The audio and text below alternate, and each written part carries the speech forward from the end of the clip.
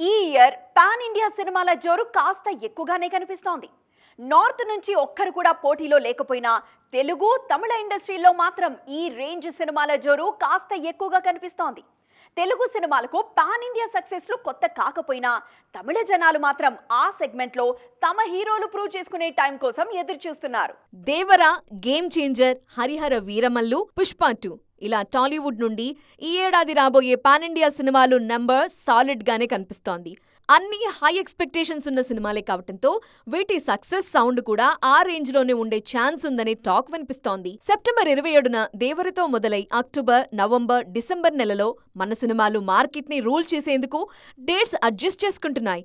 అయితే ఇదే సీజన్లో మేం కూడా సత్తా చాటుతాం అంటూ రెడీ అవుతున్నారు తమిళ cinema makers.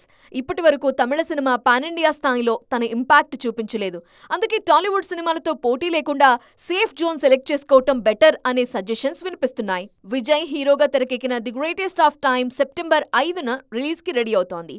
Vijay political ఎంట్రీపై clarity వచ్చిన తరువాత వస్తున్న సినిమా కావటంతో ది గోట్ మీద కూడా భారీ అంచనాలున్నాయి. అక్టోబర్లో కంగువా, వేటయాన్ సినిమాలు ఆడియన్స్ ముందుకొస్తున్నాయి.